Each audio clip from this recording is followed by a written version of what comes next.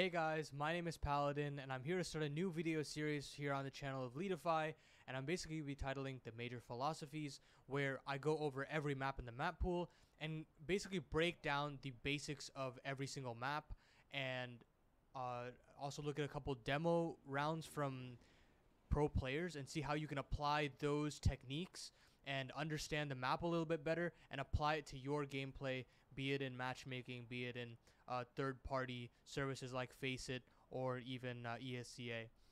So essentially, starting out, I just want to go over the couple of smokes on the T side that you should know. This isn't going to be one of those big tutorial videos where I show you the lineups. I just want to show you the positions of those smokes and then how you can apply a little bit more abstract concepts to those smokes. So of course we have the cat smoke here, and then you have the window smoke on the A side of things. On the T side, you want the stairs smoke, you want the jungle / con smoke as well, and then of course you want the CT smoke as well. And then on the B side, of course, you have the market smoke, then you have the 2 arch smokes, and that's about it. Those are the essential smokes that you need on this map. And once you have those tools, I want to talk a little bit more about the abstract concepts of this map. So most importantly, you're going to want to fight majorly for pieces of the map in your favor. So what I mean by that is, on the T side, you'll always be aiming to take these 2 parts of the map. Ladder control, because if you have ladder control, then you can fight and you can get a lot of sniper's nest control, which means you have jungle control, which means you have A control.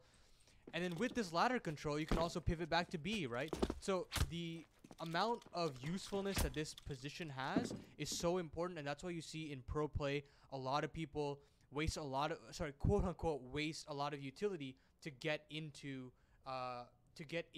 the ladder room. And then of course the other big position is the underpass position, more so now than ever, because you have a lot of CTs fighting for underpass control by dropping the smoke here, aggressing down into underpass back into B apps, or dropping the smoke behind them and then fighting here onto the top of mid. And then lastly, the final big piece of map control that you want to really fight as the T side is connector. So usually the CTs will like to drop a smoke here, and you can swim through it and fight and get the control here, get the kills here and here, and basically sit on this control so that you have an A split, right? You have a big A split coming in from all sides of the map on apartments, A apartments, and then you also have A ramp as well to get a good split onto the A bomb site. So with all those pieces of the puzzle, let's jump into the demos, and I'll give you a little bit more context and a little bit more tips to understand Mirage as a whole. So of course on the T side, there's a lot of strategies that you can do. Of course there's an A execute, there's a B execute with those smokes that I showed you, but the main focus of this video is going to be how valuable mid control is, and the certain pieces of mid are also super important to winning rounds on the T side. And there are no better teams in the world like G2 on the T side of Mirage. You saw at the PGL Major, they were very, very good on the T side here, and specifically Nico, and how much he understands the value of these pieces of the map. So I'm just going to start the round off as usual, and you have a couple smokes being thrown out before Nico even steps foot in mid. So he throws that flash, and he runs through his own T cat smoke, and they have a connector smoke set up, and they have a sniper's smoke set up. So they have firm mid control here, and NIP want nothing to do with it. So Nico marches all the way up connector, and he just plants himself in ladder. And you think, okay, well, Paladin, why don't they just burst into the B bomb side? Well, again, you don't have any information as to how many players there are on the B side, and you don't want to give up the jig just yet. You still want to get as much map control on the B side of the map as you can, because you've put all your eggs in one basket on the B side. So if the B attack goes wrong, then you basically lost the round, because you cannot regain all the map control that NIP might have on the A side of things. So Nico sits here and basically looks for a pick either on cat or through sniper's nest. And as you'll see, he actually does get rewarded for his patience and gets the kill on device in snipers. And at this point, you have all this apps control, and you also have all of ladder basically cat at that point as well. And Hampus is just stuck on the site, so it doesn't matter how many kills he gets. He doesn't have any support from market as the smoke that I was telling you earlier. And essentially, he's just a sitting duck. And you'll see he does go pretty big here. But the main hit is still coming in. Even though Jack goes down, and even though Amanek goes down, Nico still gets the kill from Catwalk. And Nexa gets to come out for free and gets the bomb down and has that smoke. So Nico gets another kill. And although Hunter goes down on the, I believe, is at the mid side of things, it's still a 2v2. And again, as we know, on the B side of things, the retakes are very difficult for the CT side. And we'll see, even with the advantage and utility that NIP has and the 2v1 situation that they have, Nico is very, very good individually. And you've seen how good he was at this major. And he gets an ace in this round to really top things off in a spectacular fashion. So, all in all, I want to basically highlight how important mid control is, and more importantly, how important ladder control is. If you have ladder control and you have apps control as well, the B attack that you can have is so unbelievably powerful, and the amount of pick potential that you have in ladder control also evolves into a very easy round for the T side. So I'm going to jump into another little bit that you can do with the mid control, and we'll see what we can do from there. So some teams love to take mid control early, and where they just throw all their smokes immediately, and you saw in that round 4 where they immediately capitalize on all the space that we're getting Catwalk G2. But in this round, I want to showcase how you can still get mid control and still do a different strategy once the round has progressed. So they decided to do a little bit more of a default style in this first gun round against NIP. And what they do is they actually lean pretty B heavy initially. But the real kicker here is how they've left Nico here in the Palace position. So by doing that, they basically have an avenue to come back to A whenever they please. So they basically just hunker down in underpass to see if there's any aggression that they show from mid, and they don't fight for mid at all. So it literally seems like there's no way that A is on the cards here for G2. But another key proponent is bombs left in mid, and Nexa has just been sitting here waiting to see if there's any aggression. So basically they're playing very passively, scouting out where the NIP players like to play, and with a little bit of flashes and a little bit of utility usage in middle, they start to get a little bit of breathing room here. So they don't get offered up any kills, so they say, okay, well, we'll take this map control while we're at it. We're really running down the clock here, but we get so much map control because of it. So they basically can just contact up connector because, again, Nexus cleared as much of Catwalk as possible and has all the information to just go into A. You have a failsafe with Nico as well. He can get a sightline onto Rez.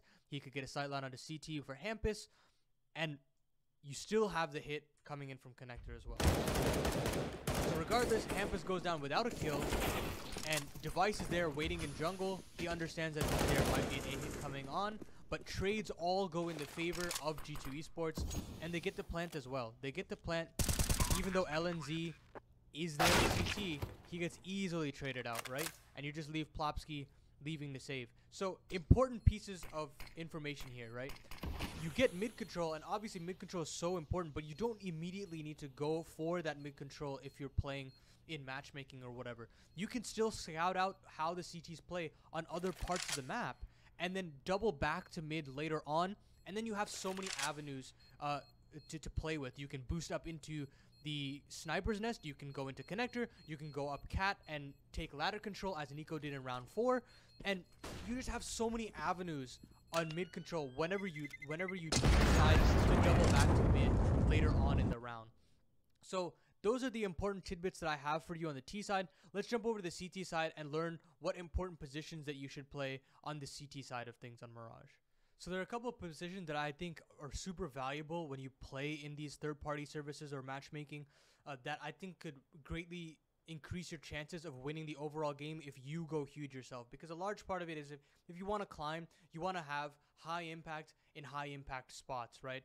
Even if you, let's say you play maybe CT, you're probably going to be playing retakes more often than not, and you might not be able to get enough impact to turn the tides of the each of these rounds. So a couple positions that I think are really important, starting off with Dark. super important position because you're essentially the A anchor of the situation. So if you get one kill here onto the ramp position, you can fly up the ladder, maybe fight in Palace. You can jump back, double back into Firebox, hide for a third kill. But basically, your name of the game is you need to get 1 or 2 kills before you go down, so the retake is favorable for your position. So another big position that I think that you should take into account when playing matchmaking or whatnot is connector. Because in the connector, we discussed on the T side how important it is for the T side. Well, it's again a very important piece of the map for the CT side as well. So you can fight into connector. If you have an you can fight into top of mid with an AWP, which is really important. So this is a big position that you would probably want as a AWP player.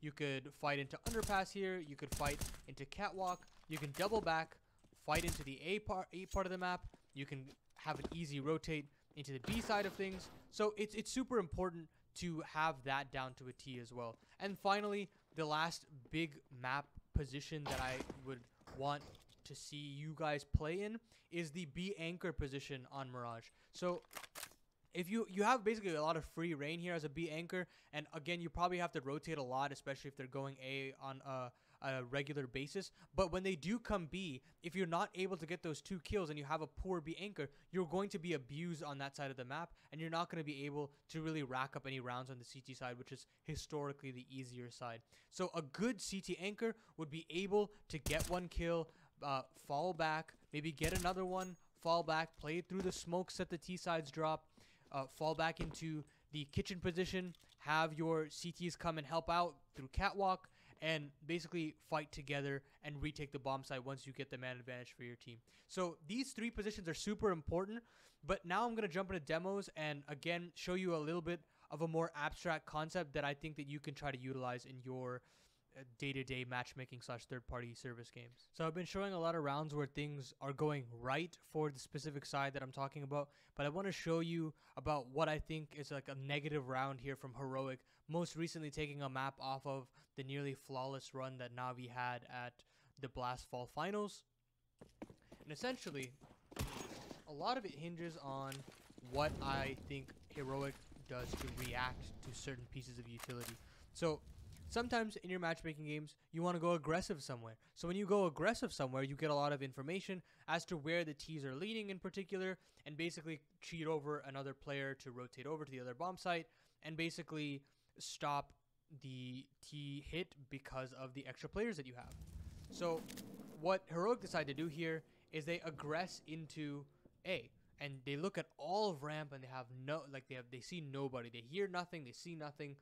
So at this point, you have TSS doubling into B. And so usually I'd be like, okay, this is the right call, and they've seen a lot of smokes here, and they'll bite. And so that doesn't really happen here. And basically the big gist of what I want this round to talk about is when you have Shush pushed up as much as he is, and you have basically 3 smokes go down on the B side of things, that means you have absolutely confirmed that there are at least 3 players on the B side of the map, which means that although it is a risk to aggress down the A ramp, you still get a lot of information for your team, and perhaps you can get a mid backstab, you can get into T apps and get a backstab there, and you don't even have to take underpass altogether.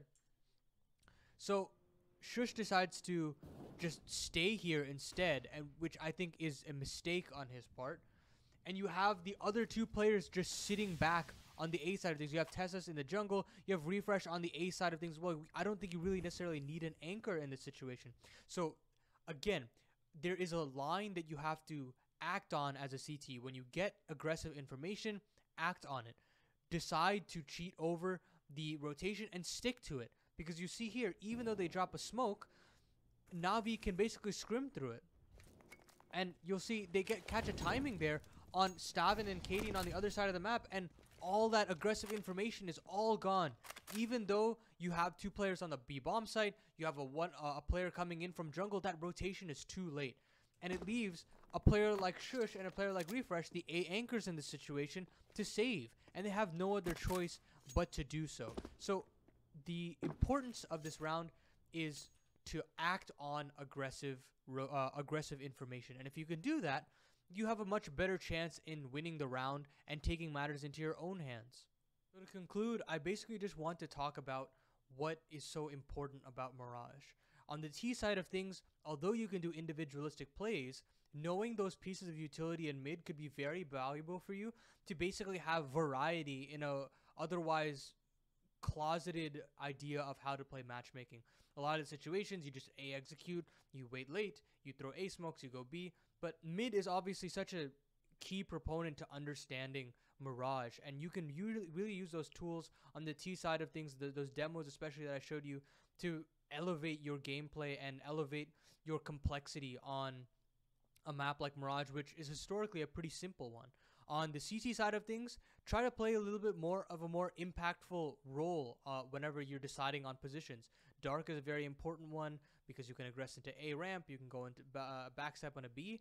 You can play your B anchor roles because that's also a very big proponent of a good CT side. Or you can play the AWP, play connector, play snipers, and really move around the map. I didn't really touch base on that one on this one, but I'm sure there are a lot of videos out there as well. So that's it for me from this first episode of the major philosophies.